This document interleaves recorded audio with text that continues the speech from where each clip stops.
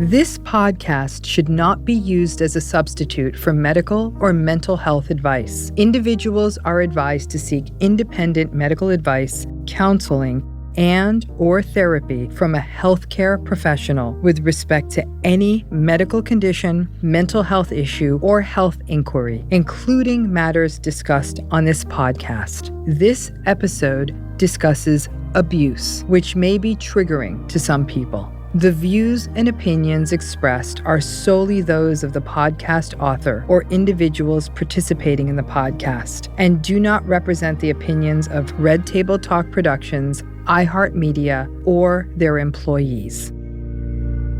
The first major argument and the most consistent issue in the relationship was his addiction to social media. He would constantly be on his phone, to the point where I said, you don't even have a hobby. Social media is your hobby. You don't watch TV shows, you don't read, you don't do anything. You just sit on your phone. Mm-hmm. And he would just watch his own stories over and over again and smile to himself. He'd watch himself and be smiling to himself. He'd look at every single like, every single comment. He'd just read how much people adore him.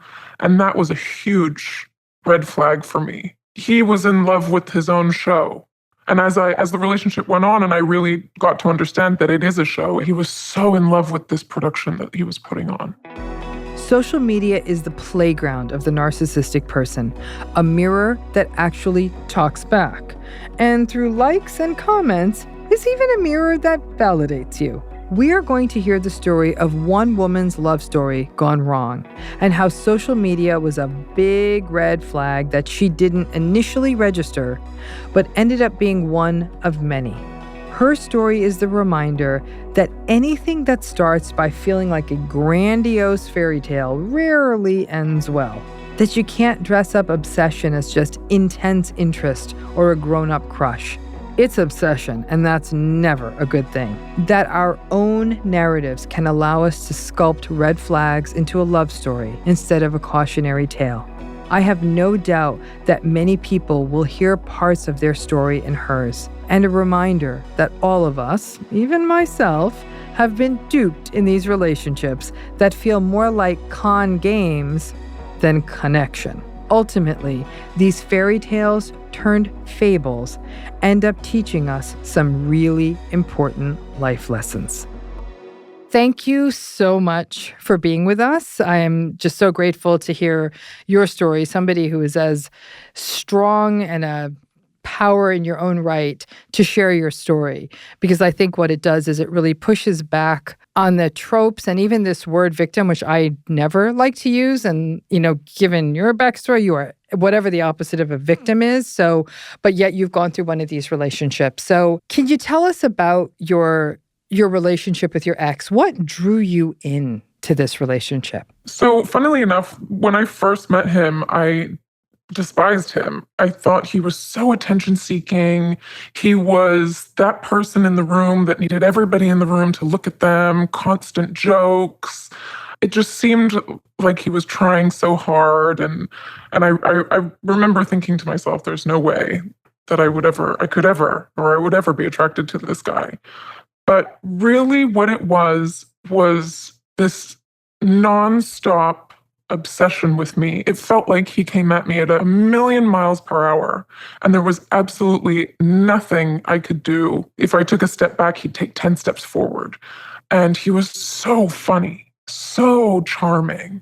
And really, when I say obsessed with me, he would tell me, I'm obsessed with you. I mean, there was one day where part of the day he called me every 7 minutes. He would say he wanted to wait outside my door of my apartment. He made me feel like I was his perfect woman.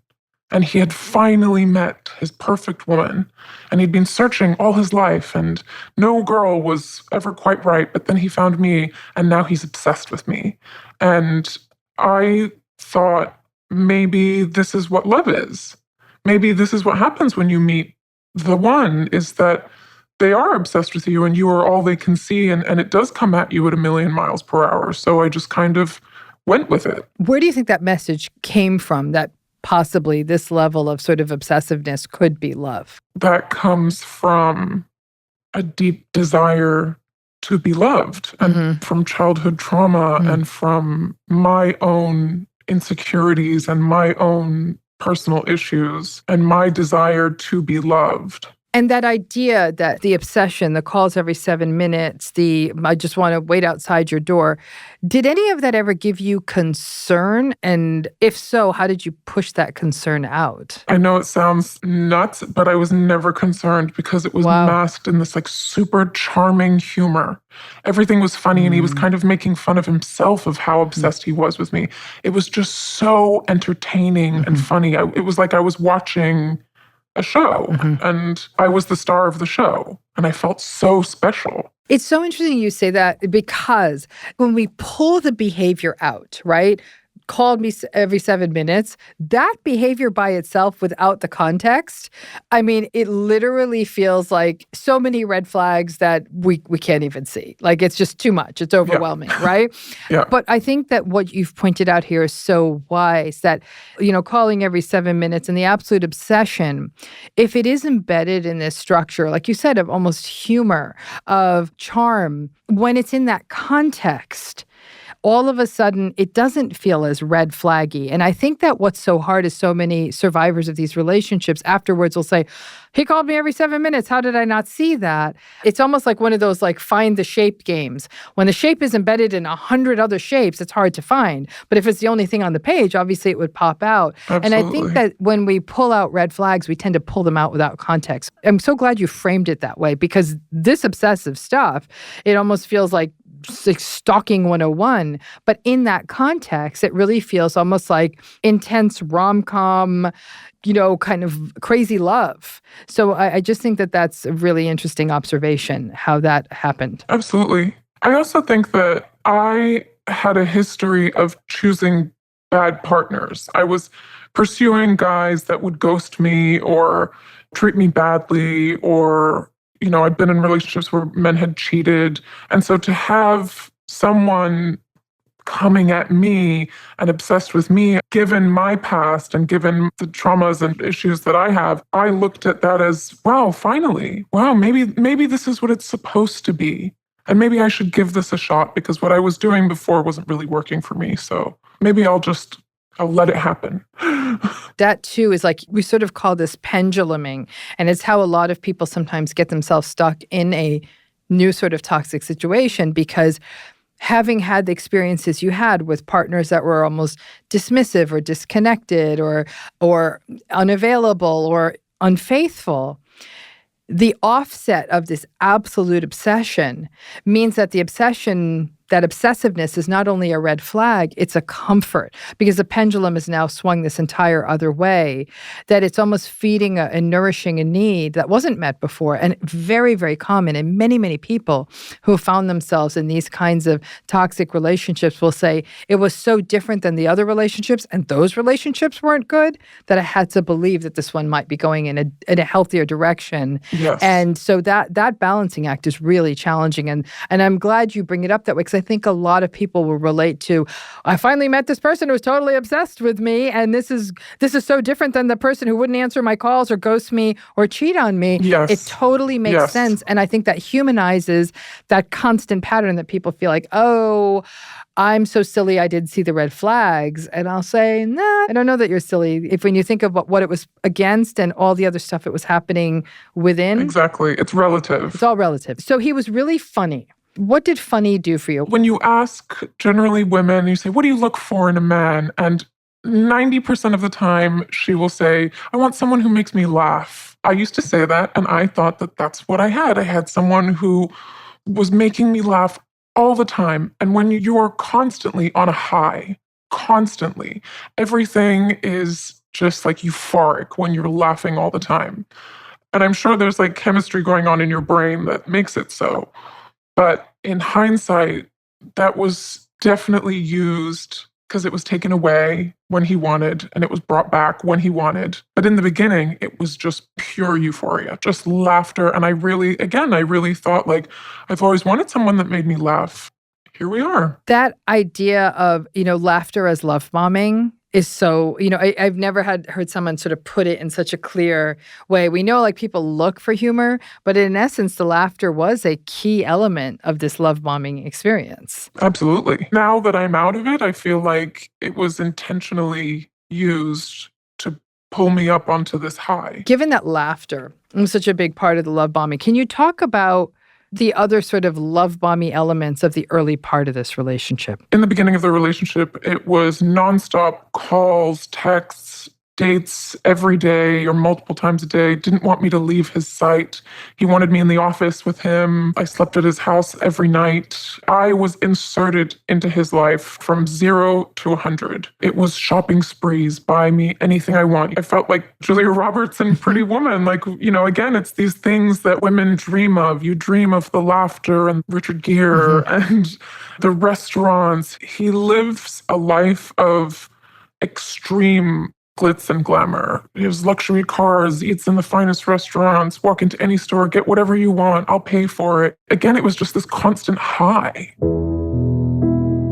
The early part of a relationship with a narcissistic person is either too much or not enough.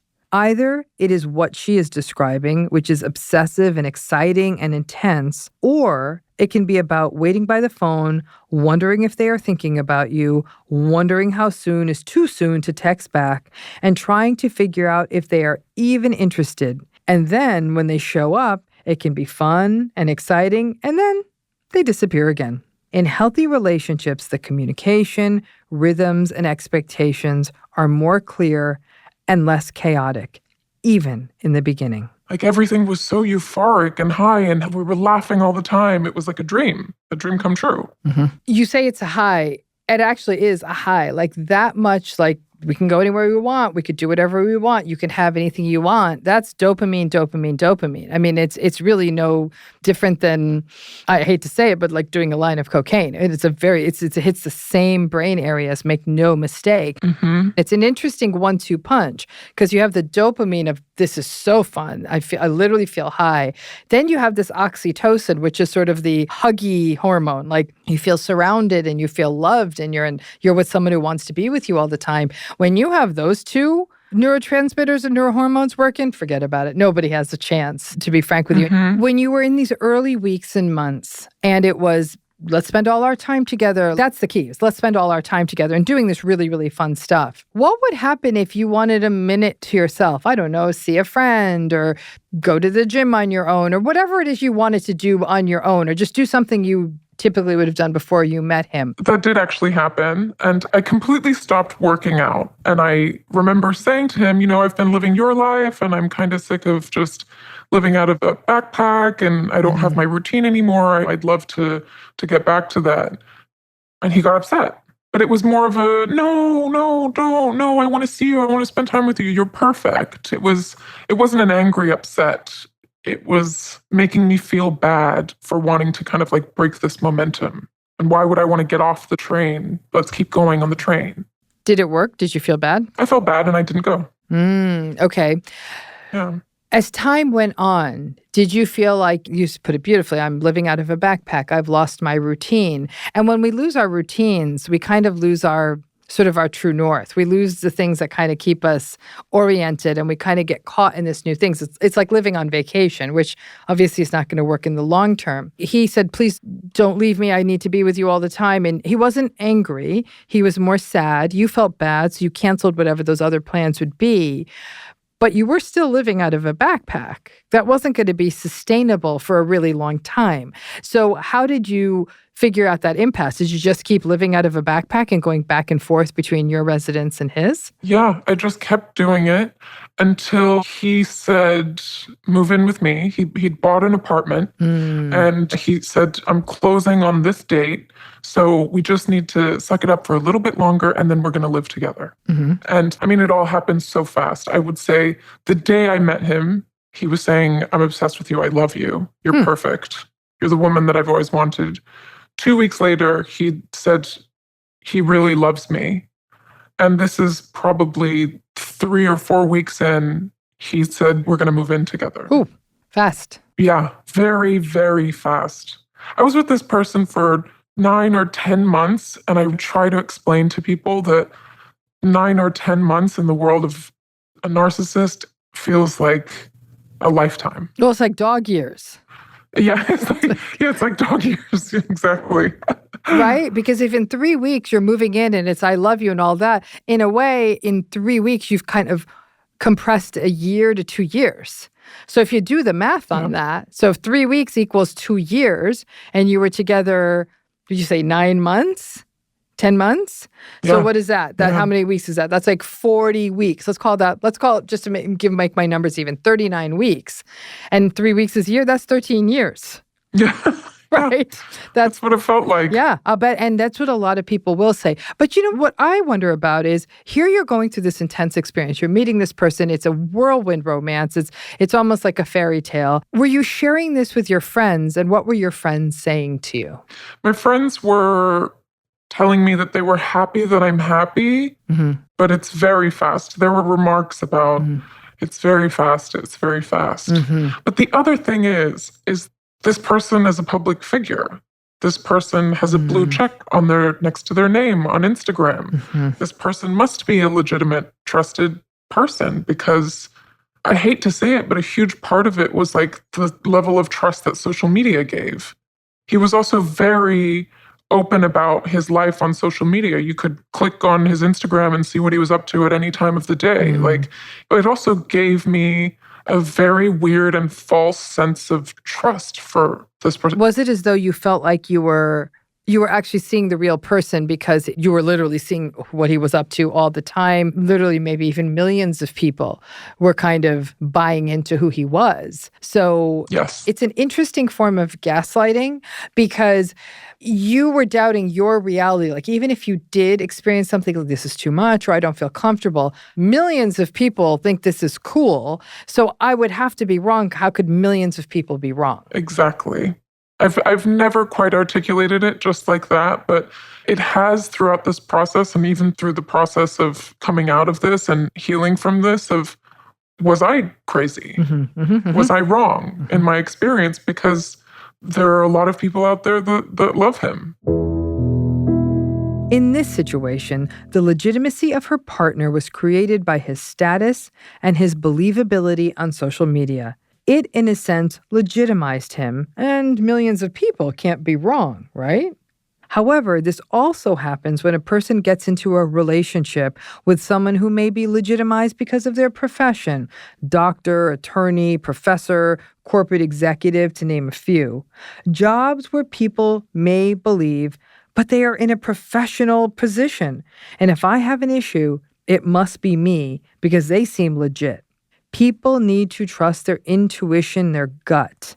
It doesn't matter how many letters someone has after their name or how prestigious their job is. Emotional abuse and manipulation can be perpetrated by anyone. They would say they loved him on social media. Yeah. In your life together, in the 9 months, like the 9 months, which is again 13 narcissist dog years, I guess, whatever that was. But 9 months isn't a short period of time. 9 months isn't a long period of time. It is interesting, though. A lot of folks we talked to on this podcast, 9 months to a year was really where it became so clear. Some folks were lucky and got out. For some people, they stayed in, but they're like, at that point, okay, I see this clear, no doubt. And I understand that a lot of folks on social media were sort of propping up this image of him as being all that.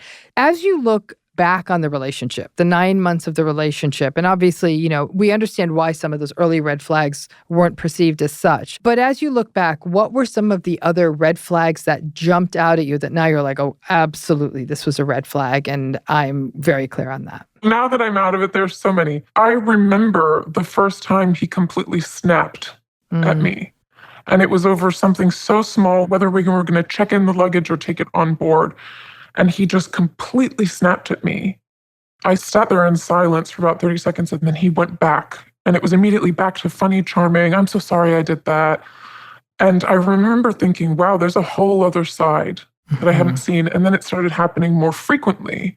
He snapped a couple times in front of his brother. I remember definitely red flagging that at the time. But he always had an excuse, and he always covered it with more humor and charm. It was always, oh, sorry, I had a tough day. You're the most amazing woman in the world. It went back to more dopamine, more dopamine. I went back on that high. I remember he would drive these insanely expensive luxury cars and spent so much money, but was struggling with money. Oh, that's interesting. And I used to question him a lot about it. To keep up an appearance was a huge red flag for me. Another one was his addiction to social media. Complete addiction. He'd look at every single like, every single comment. He'd just read how much people adore him. And that was a huge red flag for me. He was in love with his own show. And as the relationship went on and I really got to understand that it is a show, it was a production that he was putting on. He was so in love with this production that he was putting on. What was the goal of doing all that? He really wants to be famous. Oh, to be just famous for the sake of fame. Famous. And I used to say to him, for what? You need, normal famous people, or they sing or they act or they have a talent or like what is it? And he used to just say, I want to be famous. But he didn't tell you why. He made it seem like work. I was the one that was pestering him to get off the phone, but he's working. This is work. But never clear on the why of the famous. The reason I say that is I remember many years ago, I was consulting with someone, with a team, and there's somebody who's very, very narcissistic as part of this group. Young man, probably in his 20s or so, maybe late 20s. And his goal, singularly, was, I want to be famous. I want to be famous. And I kept pushing. Tell me the why of this. Like, I could understand, for example, why a singer would want to be famous because they want to sell albums. I could understand why the actor would want to be famous. So people would come see the shows or films they were in. But same thing, didn't really have any famousness. I think actually, though, that he might have even been trying to become an actor, but really just wanted to be famous. And finally cracked him. And what this person said was, I want to be famous so I never have to be alone. Oh. And I had a similar reaction. I said, oh, that's interesting. And we could work with that. And then we continue that. What does it mean to be alone? And there was this deep, deep loneliness. But the idea is if you're famous, you were always stuck in people's minds. People would always want to be with you because you're famous. And it cut down to that deep insecurity of, well, otherwise, why would someone want to be with me? But nobody with that kind of personality would ever be able to articulate that, right? But the fame then becomes its own form of defense. In essence, wanting to be famous is just a manifestation of grandiosity. Yeah. Yeah, that's so interesting that you say that, because another red flag that I had was he was never alone. It was even if I needed to go out of the house to run to CVS to go get something, he'd be like, no, stay. Like he could not and did not ever want to be alone. And if he was alone, he would pick up the phone and call anyone to come and meet him. He could never, ever be alone.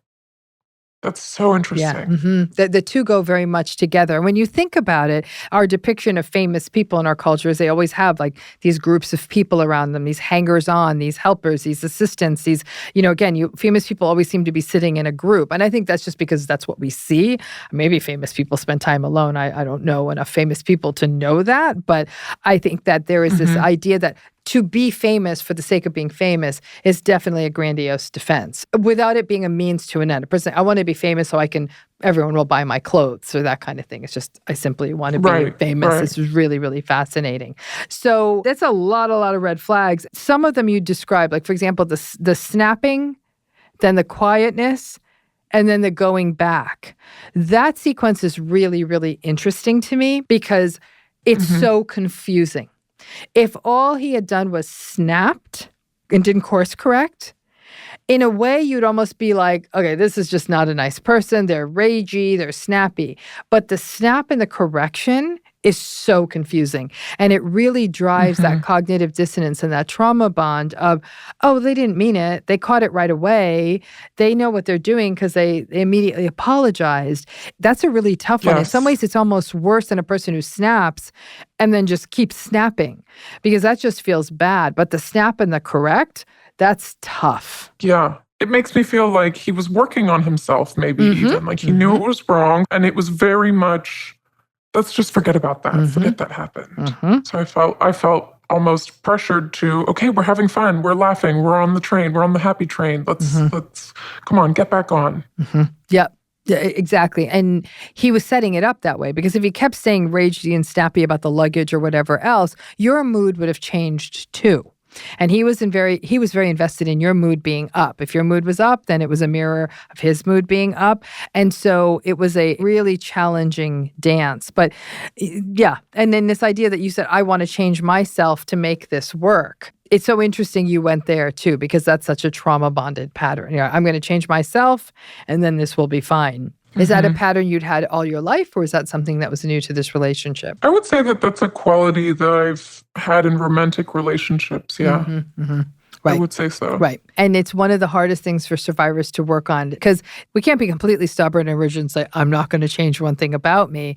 But then it's how much do we relent and change everything about us? Like how to hit that gray in the middle is really, really hard. You know, I think especially for women in our society. So I also think that I was so convinced, meaning that he had convinced me, I was so convinced that this was my person, that I felt like I had to sacrifice things that were on my supposed checklist because he told me that this is my person. He told me that he is my person and this is what love is like. It is 1,000,000 miles per hour and it is euphoric and this is what you've been waiting for and what he's been waiting for and whatever idea you had in your mind of what love is, throw that away because this is it. Which makes sense because how many people walk away from euphoria? Right. Why would I? Why would anyone? Yeah. You know, it's almost someone saying, hey, you're here in this place and there's plenty to eat and the weather's perfect and there's a big, beautiful, everything you've ever wanted. So you want to walk over to this other place that's more uncomfortable? People are like, no, I'm good. So that's the challenge. So the last question I want to ask you is, again, it was a euphoric start. And while we could sit here all this time later and look back and say, this was a red flag and that was a red flag. But now we recognize it's really hard to just pull these strands out of something that's so complex. It was euphoric. It was euphoric. Nobody ever nobody walks away from euphoria. But what was the first thing? What was the first behavior that punctured that sense of euphoria and made you say, whoa? Even though it was euphoric and even though it would go back to euphoric, what was the first time a behavior that came through that made you sort of doubt the whole enterprise? This would have to be when I first found out that he'd cheated. Okay, that'll do it. That was the first time where the image cracked and there was a permanent crack there. And I realized I'm part of a show. I've been lied to, and I can't unsee it. I can't go back now. I mean, I went back, but I couldn't unsee that. I think that the not being able to unsee it, that's what I was getting at, is that I can't unsee it, and this wasn't good. Even though you physically, psychologically go back to the relationship. It's not that there's a penny drop moment and it's done. It's that there's this moment of like, oh, I saw this. I can't unsee this. You say, I was in a show. So it was all this, but there was actually this other side to the story. It's like somebody has a favorite author or something, and then they come to find out they did terrible things. And you're sort of like, oh, can I read their books anymore? What's the real story here? Is that you see that. That's exactly it. Right? So it actually wasn't even the cheating that I couldn't unsee because I think I had invested so much into the relationship that I would have overlooked the cheating no matter what. It was what I had seen. Yeah. And what makes so much sense about that, too, is that, as you said, the betrayal, the cheating, that would be probably a deal breaker for most people. However, adding to that, it was multiple people, but like you said, the disgust over everything this person portrayed themselves to be was absolutely a lie. And there was so much reinforcement in the relationship, especially in the beginning in the love bombing stage. He'd always say, I'm solid. I'm never going to embarrass you. I'm never going to cheat on you. It would be my worst nightmare if you cheated on me. There was so much reinforcement of his hatred towards infidelity and how that would be his ultimate nightmare. The old Shakespeare line goes, the lady doth protest too much, methinks. We can take some liberties with Shakespeare here and say, the dude doth protest too much. Shakespeare understood reaction formation hundreds of years before Freud wrote about it, which is this idea that the thing a person protests so vigorously or is a holy roller about is actually the very sin that they are likely to be committing. And narcissistic folks are notorious for their reliance on reaction formation. Simply put, It's the narcissistic shame oozing out like slime and coming out as bizarrely self-righteous pronouncements. He told me a story about how he'd been cheated on when he was 16 and it traumatized him. He never wants to feel like that. You never need to worry about that with him. And anytime I would question it, or, he was on his phone a lot. So if I would question it, if I would doubt him, he would be like, you need to sort yourself out because I've already told you that I don't do that. If you look hard enough, I'm sure you'll find you're torturing yourself. How easy the lies came off, how natural it was to him. That was something that I couldn't ever unsee either. It's chilling. It's chilling when somebody can lie so easily. Yeah, I think there's a real difference when you're in a relationship and someone cheats on you and, I don't know, there's this isolated incident. But when there's a cheating that has this extreme level of deceit, they intentionally, purposefully went out and cheated and then lied to you about everything they were doing and then blamed you for even thinking that it's just layers and layers of deceit that really kind of like fumbled me. And that was the first moment of like, what am I dealing with here? Because this isn't normal. It's not normal. It's not healthy. And you were dealing with two things. You were dealing with deceit and gaslighting. So lying would have been him saying, I'm not cheating, or I didn't never talk to that person. That's lying, right? The turning around and blaming you and painting you as someone who has something wrong with her, and accusation and all of that, that's the gaslighting, right? You can show a liar evidence and say, yo, here's the text message, but your garden variety average liar will say, okay, yep, got it. I didn't want to lose you. They might come up with an excuse, but then they'll cop to it. He never cop to it and blamed you. That mixture, that's what makes it gaslighting. And you can see there's a difference. Like you said, being lied to, even about a one-night stand, wouldn't feel good, but it wouldn't feel like this. This is the stuff that tears out your soul. Yep. My session will continue after this break.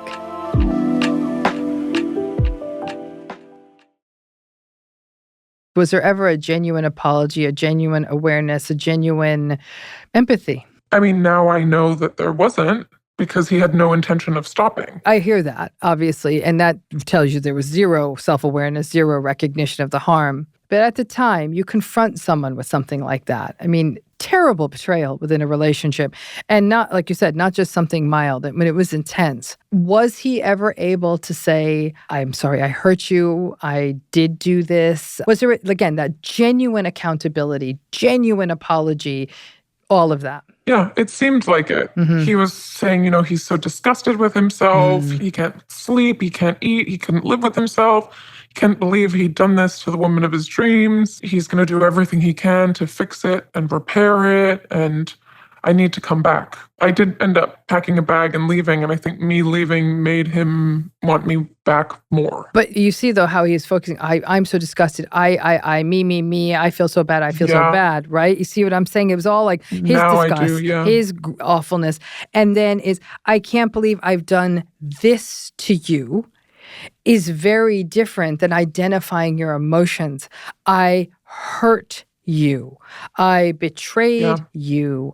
I traumatized you. I broke trust in you. Identifying your experience where I can't believe I did this to you is sort of almost like the afterthought after him going after his litany of being disgusted with himself. But he still wasn't taking responsibility.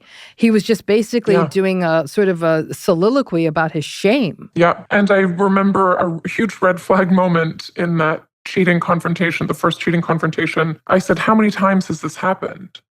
And he said, would it make a difference in what you thought of me? Oof. And I said, yes, it actually would. And he said, then once. And I knew in that moment it was a lie because of how he'd said, I knew it was a lie, but I remember thinking, you're concerned with what I think of you. And that's such a key issue in these relationships. And those moments when the betraying behavior gets uncovered, their immediate pivot is not to, I have done so much harm. I need to get so much help. I need to make amends to this person. I need to take responsibility. It's, how do I preserve how I look to her and to the world? That's the immediate go-to, because that's the preservation of the self. kind of thing. That's how they're going to preserve themselves with no regard for what this did to you. But the experience you had, which I think is more important to sort of focus on, is such a universal experience. Even when, like you said, my organs all dropped, even when that rush of air coming through your ears where you feel like I can't even see my future anymore, people want to keep their life going. It's almost like a tornado coming through your house. It's not what you wanted. You don't want your house to be blown up by a tornado. And that's what happened. And if it could have been another way, you just would have done anything to just keep your house intact, keep your life intact. So in those moments, while many of us would like to think we just grab a bag and run away, there's a part of us that still crave having our life. I just wanted everything to work out for me. I wanted the happily ever after that I was promised, that I had put all this energy into, and I was working on myself, slowly changing myself here and there, slowly adapting my wants and my needs to fit him in this life that I was told was going to be my happily ever after. I wanted it. At that point, I was invested. How many months in did this happen? Did you learn about this betrayal? About 6. Okay, so 6 months in. 6 months is not a short period of time. No. It is, especially how much time the two of you were spending with each other. I mean, when you think about it in that way, the intensity of the contact, you were with each other all the time. And 6 months in, you're actually really considering constructing a future with this person. So there was a lot of future talk, a lot. It was always talking about my engagement ring, talking about who we'd invite to our wedding. Should we buy a second property on the West Coast? Should we? It was always talking about our future all the time. What kind of cat would we get? We want to have a daughter. Now that I look back, we barely talked about anything. Actually, real life things. But so much of it was talking about the future and what we would do, or how obsessed he was with me, or how funny things are, or jokes. Like, I don't know what his dreams and aspirations are apart from to get famous. He doesn't know what mine are. Now that I look back, there was barely any conversation. It was just so much about the future. Lots of future orientation can be a red flag and a part of love bombing. When the conversation is consistently veering to someday this and someday that, especially if it's grandiose or exciting. This does what lots of love bombing does. It distracts you from what is happening right in front of you. It also builds in the nefarious impacts of future faking. So what starts to happen with all of this future focus is that a person starts getting so invested in a future narrative that they may be more reluctant to leave a relationship that is showing lots of problematic patterns. It's sort of a personal Ponzi scheme where you are holding out for some big payout that is never going to come. Another red flag was I had a moment where I hadn't spoken to a family member in a very, very long time. And they sent me an email out of the blue. And I sat on the bed and I opened the email and I looked at it and I started crying. And he walked in the room and he said, What are you doing? And I was like, I got an email from that person. And he said, You're making me very uncomfortable. And I said, I'm making you very uncomfortable. He said, I don't know what to do when people cry. I mean, I see on movies that people hug people. And what do you want me to say? You're making me very uncomfortable right now. That was also something that cracked the perfect picture. Because for something that was so important to me emotionally, that they could not figure out how to have any empathy and be comforting or in any way, that was something that really, really hurt me, actually. Yeah, I will say it hurt me. Yeah. Some people characterize people who have narcissistic personalities as being allergic to other people's emotion. Whether it is the vulnerability rendered from not knowing what to do, the contempt for emotion, or the shame evoked by witnessing other people's emotions, and which may ping the narcissistic person's own unprocessed insecurity, many people in narcissistic relationships have described that moment when their sadness or other vulnerable emotion was met with coldness and even disgust. Because when you love someone, you would be there for them. And when they're not there for you, it's hurtful. That's the lack of empathy piece. But it also speaks to that lack of intimacy, right? Talking about shared aspirations or aspirations, goals, that's kind of sharing versus just talking about like the future and a wedding and a ring, but instead like really focusing on what the two of you are about. That's intimacy. And whether it was sexually, you said intimacy was lacking. The ability to be present with someone else's feelings is not only empathy, but it's also intimacy. That inability to talk about real things other than this sort of persona he had constructed. There was just no intimacy in this relationship. And in a way, then that got played out is where sex became this sort of strange predatory place for him. And that's one more example. Infidelity in many ways is an outsourcing of the intimacy in a relationship, right? So now you're taking what should be a connected space and breaking it up into other people, other spaces, all of that. And I just don't think there was any capability for intimacy. So having this kind of predatory sexual relationships tracked with that. And, people might say, how the heck would somebody always be in a bad relationship? I don't know. An arranged marriage, a person who doesn't have financial options, a person who married quickly, but they're in a culture or religion or something like that where ending it is not an option. And it's always bad. It's just an always bad relationship. That's very different than a person that's in a relationship that goes between euphoria, passive aggression, sometimes rage, a lack of empathy, deceit, but that euphoria is always the carrot on the stick. And so people in these relationships, they want to go to those good days. And if you push a fast forward button, even euphoria is not the right word. Sometimes people are married and they have a home and they have children and they go on vacations and they go to school plays and they like all of that. And they have enough of those really good days that the other stuff that feels so psychologically uncomfortable almost feels like an opportunity cost, something they have to endure to have those good days. To pay the price. Right, to pay the price. And that idea of paying the price is the core of the narcissistic relationship. No healthy relationships like that. And I think what's so sad is we frame that as compromise. Oh, well, you get those good days, but all those bad moments, that's just compromise. That's not compromise. That's psychological servitude so you can have some good moments. That's not compromise. Compromise is we will have pepperoni pizza tonight even though I want sausage. That's compromise. But I am going to endure abuse as a pathway to get to a good day. That's this thing we call narcissistic abuse. Absolutely. It's a different game. Absolutely. My session will continue after this break. I wish I'd known this. This is why conversations like this, your podcast, why it's so important, because I had, if I'm going to be honest, no idea about what emotional abuse was at all. I thought that abuse came in one form and that was physical. I had absolutely no idea because I wasn't educated. And I think that if I had been, how can you look out for flags when you don't know what you're looking for? You know what I mean? I just wish that I knew this before. Thank you. And the challenge has been, though, honestly, the systems aren't willing to recognize emotional abuse. Does that make sense? I think that, listen, somebody's physical abuse, if somebody punches someone, they've broken the law. It's a criminal offense, right? That's physical assault.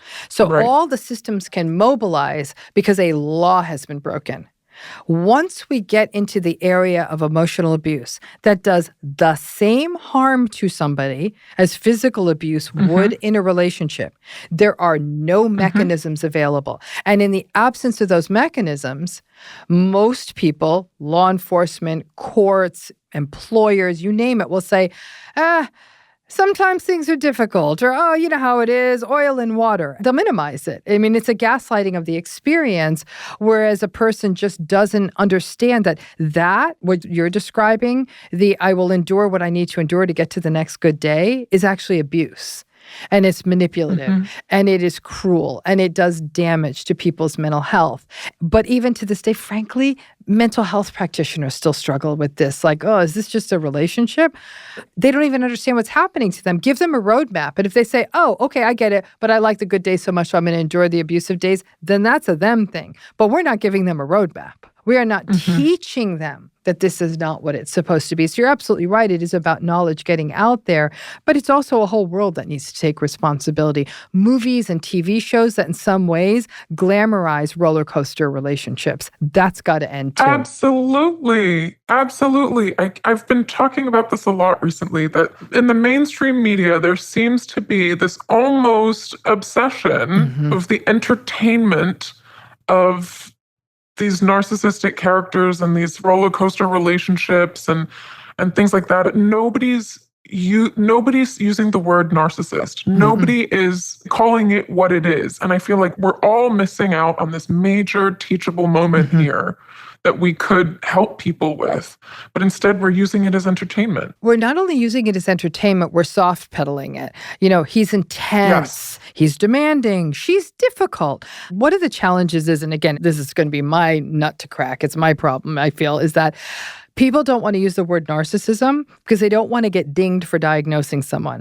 And I've said this 1,000 times everywhere I speak. Narcissism's not a diagnosis. It's a description of a personality style. But in the litigious culture we work in, people are afraid that the person who has that personality is going to jump down their throat and they're going to have to hire an attorney to push back on it. Okay, then if you don't want to use the word, let me give you a narcissism decoder ring. So when someone tells you someone's really intense, they're saying narcissistic. When someone's saying someone's really demanding, they're saying narcissistic. Like all these things are code so they can avoid saying this other thing.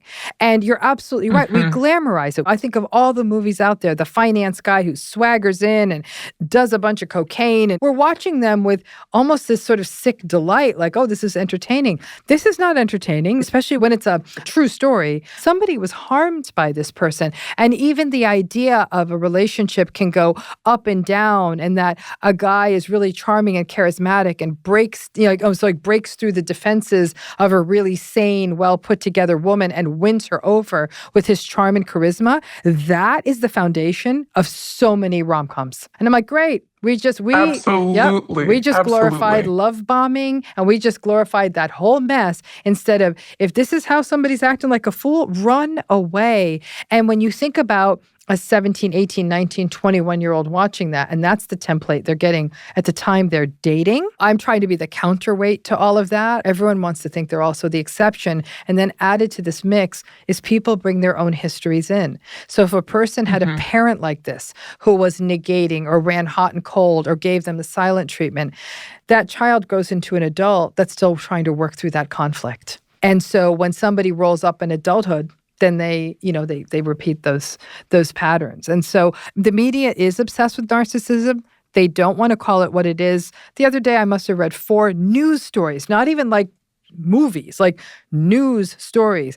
Every single one of the articles was about a narcissistic person. Not one of the articles used the word. And they were just trying to figure out how to explain this person's behavior. I said, the explanation's simple. It's their personality, and it's not going to change. Wow. That's really interesting how you say about narcissism is a description of a person, not a diagnosis. No, it's not a diagnosis at all. Listen, there are other personality words out there, are words like agreeable, introverted, extroverted, neurotic. Those are all personality styles, right? So I could say, you seem like a very agreeable person. Don't diagnose me. You're not saying that. Narcissism is in that same bucket. In fact, the counterweight to agreeableness is disagreeableness, which the clinical word for that is antagonism, which, take that one step further, is narcissism. And so we're just playing like a little sort of semantic labyrinth here. But that's all it is. Nobody's getting, I think sometimes we might shame an agreeable man. He lets people walk all over him because he's so agreeable. And I know nobody's yelling, how dare you call me an introvert? How dare you call me an extrovert? It's the same thing with narcissism. It is not a diagnosis. When you put it with the words narcissistic, personality, disorder, that's a diagnosis. That's not what we're talking about here. I don't know if they have a disorder. I don't care if they have a disorder. The personality style in and of itself is not good for other people.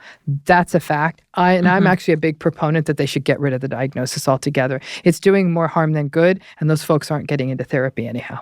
That's so interesting. I was thinking the same thing, and I was also thinking about how is it hard for mental health professionals to even diagnose this, given that they're such talented liars and lying is so easy and I don't know, I was just wondering about that, whether is the diagnosis even helping in any way because it is such a difficult thing to diagnose. It's a very difficult thing to diagnose. You need to spend 4, 6, sometimes even 8 sessions with a client before you can really start ruling out that it's not this, it's not this. Remember, people with this personality style aren't that likely to get into therapy. If they're, for example, vulnerable narcissists, the ones that are more sort of resentful and sullen and angry that life doesn't go their way and victimized, those folks might show up looking a little depressed and anxious. But by and large, if a narcissistic person gets into therapy, it's because their life is falling apart. A spouse tells them they have to get into therapy. A workplace requires them to, or it's court-ordered, or a publicist tells them to. Those are the reasons narcissistic people get into therapy. Now, sometimes it was clear. They'd come in the first minute and they'd say, "Oh, yeah, nice diplomas, doc. What do you think with your fancy UCLA degree? You really think you're going to be able to help me? Let's see. I bet I'm going to be the most interesting patient you had all day." I'm like, okay, I'm clear on what I'm dealing with. And then the lack of empathy and the other stuff would show. But that other stuff, for people who aren't that in your face, it takes a minute. And let's say a person comes into therapy and they're depressed. They're going to say, "I've been really sad. I can't sleep. I can't pay attention.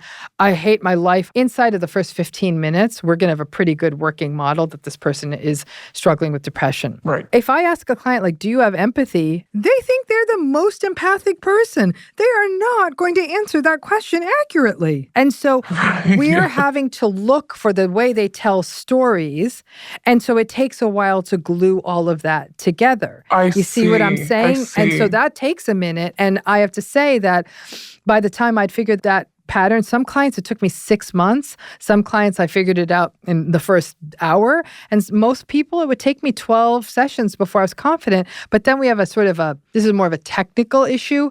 If you put that down as a diagnosis in a person's chart, especially if they're using insurance, the insurance companies push back because it feels like an untreatable pattern. So they don't want to, they're like, okay, this is not going to work. They're going to need to be in therapy forever. So we don't want to pay for that. So the therapist will often use a diagnosis that sort of suits what the insurance company wants. And the therapist has in their back pocket that they know that this person has narcissistic personality disorder. Finally, clients are entitled to their clinical records. So the person says, "Show me." And I've had this experience of telling folks, "I think you have narcissistic personality disorder." I am glad that I was sitting closer to the door than they were. Let's just put it that way, because they were incensed. They were incensed, and called me obscenities and this and that. So it's a very uncomfortable thing to communicate about. So narcissistic personality disorder may be the one diagnosis other than psychopathy or antisocial personality disorder. Those may be the only diagnoses where they do more harm to other people than to the person who has it. Yes. And that's not what these diagnoses are designed to do. They're not designed to put a name to something that harms other people.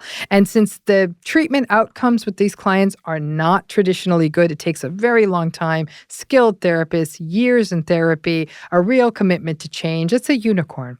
So narcissistic personality disorder needs to go out the window. Narcissism is a personality style like any other.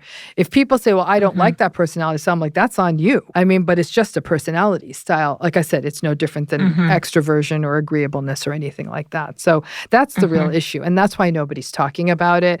And for whatever reason, people just don't want to step up and understand it. And it's a lot of awareness building, but it's a sort of also mental health people don't want to talk about it either, which is what often stops the conversation. That's so interesting.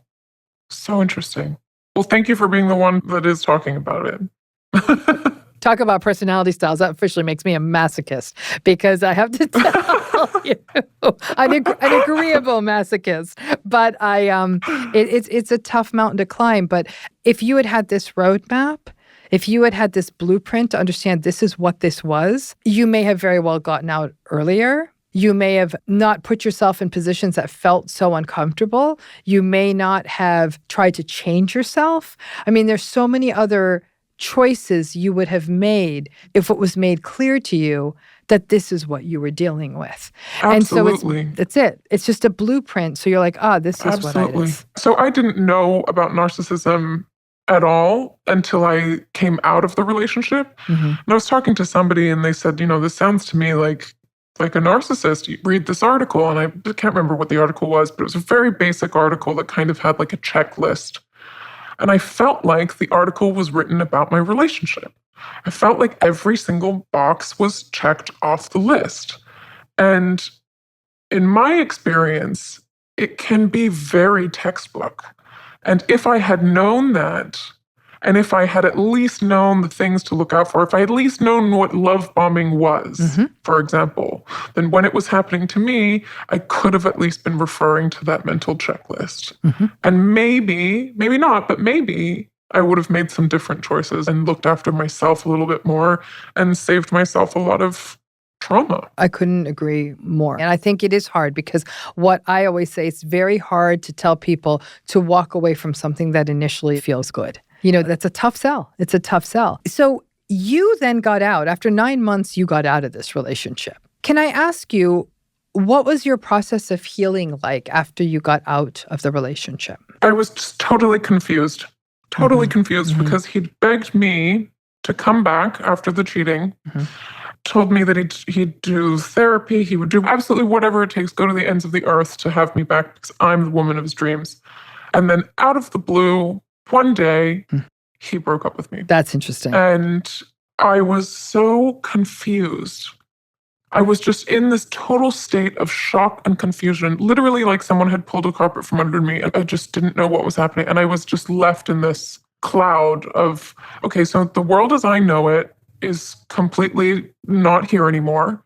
The day that he broke up with me, we were shopping for an event we were going to later that week. We were talking about getting a house in LA. We were talking about the wedding. I didn't understand how you could go from doing all of that and kind of seeing everything was about the future, and then he discarded me. And it was in that state of confusion and shock. I think it really was shock that somebody threw narcissism at me, and I couldn't believe that was kind of what was making sense of this whole scenario. But initially, it was shock and deceit, because I felt like, more so than anything else, I felt like I had been lied to. I had been sold this future, this constantly talking about the engagement, the wedding, the children, the house in LA, all these things, talking about all of this, and then I was thrown away. And I felt like this wasn't normal. I'd been in many long-term committed relationships with people that I have loved and that have loved me before, and it doesn't just end suddenly when everything is heading in one direction and they just suddenly break it off and abandon ship. That had never happened to me before, and I felt like this doesn't make sense, and I need to kind of make sense of it before I can turn the next page and move on to the next chapter of my life. And in that process and learning about narcissism, I really had to grieve everything that I thought was real in that relationship. The person that I loved wasn't the person that I loved. They put on a damn good show for me, and I was a part of that show, and I fell for that show, and I fell in love with the person that I was watching and that he was portraying to me. They never loved me, and that moment hit me actually because he tried to be my friend. So he did this incredibly abrupt and drastic breakup, but then continued to write to me saying, "You're my best friend, I'm going to love you forever." He also has a history of going back to women that he had been with. And I was like, I'm not going to do that. I don't believe in break up, make up. That never works out. I'm not doing that. And I was with my actual best friend, and I said, read this message that he sent me. And she just gave me the phone back and she said, that's not your best friend. I'm your best friend. And I would never do that to you. I would never hurt you and deceive you. That's not what love is. I would never do this to you. And that's when it kind of hit me that he never loved me, that the entire relationship was a facade. It was this public image when he was living a completely other life, that there's a huge difference with telling someone you love them and you want to commit to them and you make a mistake, and telling someone you love them and you're committing to them, but you have absolutely no intention of committing to them. That's deceit. And that's what I had been dealing with, and kind of understanding that and going through that grieving process of accepting that that person that I love never existed, that relationship that I was in never existed. There was never any love for me. That was a really tough process. There was a lot of shame and blaming myself for things, and I'm so stupid for not seeing things. And I mean, if I'm going to be honest, I still go through it. I struggle with this word recovery because I don't know that if this is something that I'm ever going to recover from. I'm a different person now, and I feel like I experienced a trauma that changed me.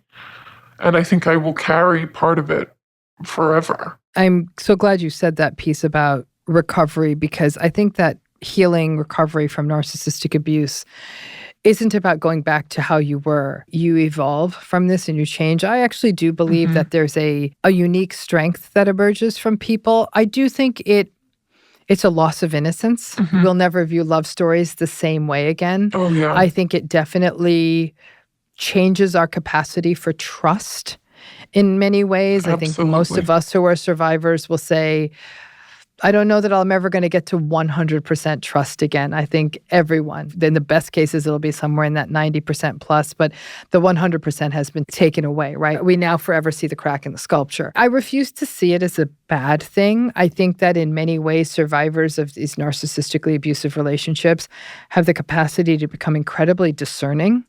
There's a wisdom. They learn not to suffer fools, and that can have tremendous value in their careers when they meet new people. The invitations they accept, you start to learn like, yeah, no, I'm good. I'm staying home. And people are like, what do you mean? I'm saying, no, I'm good. You really, really learn. You learn your firm handshake and say, I got to jump in a way that many of us never believed we could set boundaries.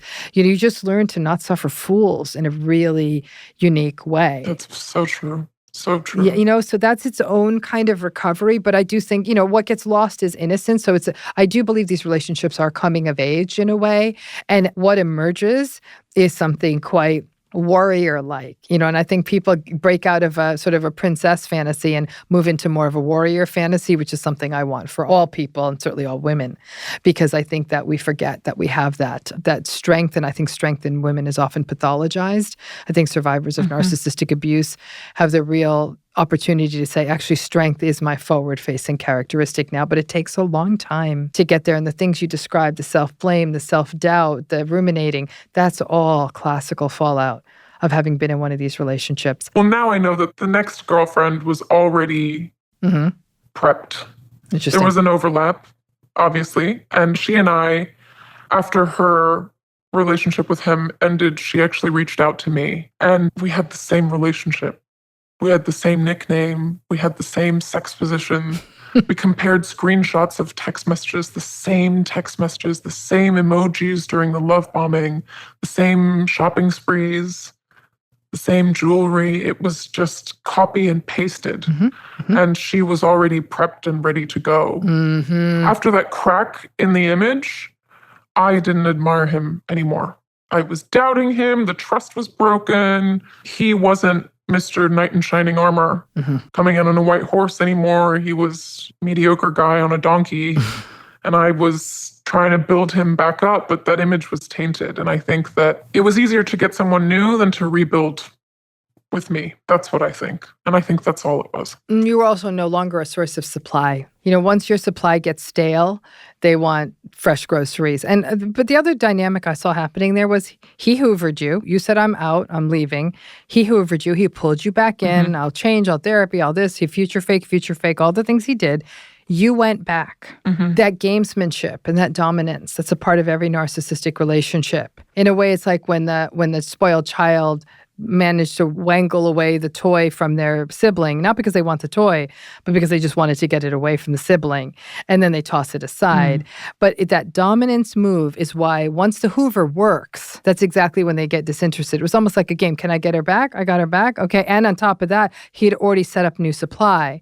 So he got the gratification of the checkmate, got her back, game's done, and I can start a new game. But that discard of like, I was able to do it, They do it because they can. Mm-hmm. It's also very consistent with that because that's the key dynamic. It's the dominance in these relationships and the false self, the false facade. And many people they'll leave those relationships in a state of shock.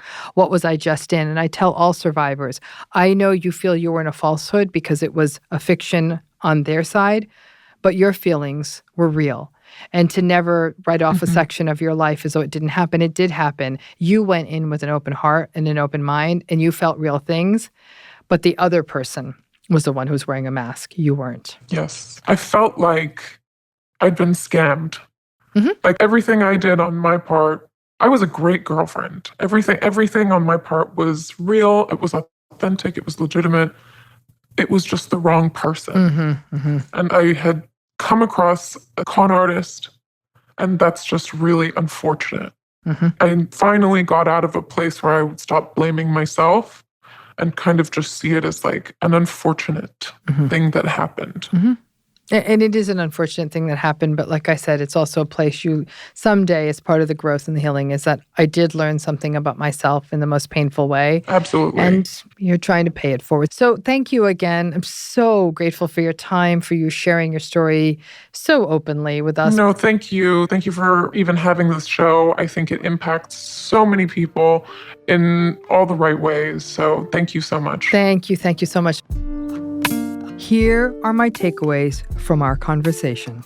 So many survivors walk away from these relationships wondering, was any of this real? Was this whole thing just a big lie? And then from that emanates a doubting of your own emotion. Did I even feel that? Can I even trust my feelings? You can trust your part of the story because when we love someone, we believe them. Their being deceitful or unempathic or manipulative doesn't mean that your process was false. However, it can feel like the entire thing wasn't real. And so people struggle with grief, as though they are grieving something that wasn't real. Grief is about loss, and loss needs to be processed. People in narcissistic relationships are grieving what they believed to be true, what they hoped to be true, their vision of the potential they saw in another person and in a life together. This is ephemeral stuff and can often be hard to articulate to other people or even in therapy, where people may just say, "Hey, you're lucky you dodged that mess." However, when these relationships end, you don't feel lucky. You feel lost. Grief must be processed, and even if you can't articulate what the loss is, you did lose something. In my next takeaway, is social media always a bad thing in a relationship? No. But when it is a preoccupation, when posting about the relationship is more important than the relationship itself, when the validation of strangers matters more than the partner in front of them, when they are so enamored of their image, their life, and their posts that they can spend hours staring at themselves and the feedback of their adoring followers, that's a problem. Social media can be a real playground for narcissistic people. In my next takeaway, one way a red flag can sneak in is when it is a correction. As she shared, after a line of partners that disappeared, didn't follow up, or were disconnected and detached, a partner who came along and was intense and obsessive and spoke about a future and wanted to spend every waking moment together was an antidote to the other people she had met. This swinging pendulum can mean that even when the behavior is too much and concerning, it can feel like a counterweight and a relief to past relationships and past partners. This means that obsession, instead of being seen as a problematic pattern, which it is, may be experienced, as she called it, maybe this is what love feels like. Unfortunately, too many people have been exposed to a steady stream of princess movies and rom-coms that romanticize obsession and intensity, which means these patterns get missed as the red flags that they so often are. In this next takeaway, Narcissistic relationships represent a loss of innocence. When they happen in childhood, they qualify more as developmental trauma. And when they happen in adulthood, it's a puncturing of a balloon around love, relationships, family, trust, and hope. It's going from a starry-eyed view to a more circumspect one. After you experience a narcissistic relationship and you really get it and process it, your worldview shifts. Trust erodes. You start feeling like you are always wondering if someone is working the angles with you. You may feel jaded or cynical. I will keep coming back to this point. I think cynicism, after you have been through a narcissistic relationship, cynicism is actually wisdom and may speak to the beginning of the process of seeing things clearly and no longer making justifications for entitled, toxic, manipulative behavior. Until it happens to you, most people don't understand how being in a narcissistic relationship reshapes our psychological bedrock. In this next takeaway, many people feel a double shame when they relent to being hoovered and are then promptly discarded. This is a sort of classical gambit in narcissistic relationships. The hoover is about control. And if they already sorted out a plan B, it became more of a showing to themselves that they could do it, and then jumping to a new source of narcissistic supply, where they will do the same thing again, by the way, as her story shows us. Remember, you actually approached a rigged card game as though it was being played honestly. You couldn't win, and there is no shame in that when the game is fixed. It is for this reason that giving yourself time after a narcissistic relationship ends is so crucial. These wounds are beyond the hurts of an ordinary breakup. These are complicated breakups, after which people need a minute to get back to themselves, figure out up from down, grieve the loss of what you had hoped for, and recognize that there is no shame in believing in love, even when the other person was deceptive, and wanting something that is so fundamental to the human experience. A big thank you to our executive producers, Jada Pinkett Smith, Fallon Jethroe, Ellen Rakieten, and Dr. Ramani Durvasula. And thank you to our producer, Matthew Jones, associate producer, Mara Della Rosa, and consultant, Kelly Ebeling. And finally, thank you to our editors and sound engineers, Devin Donaghy and Calvin Bailiff.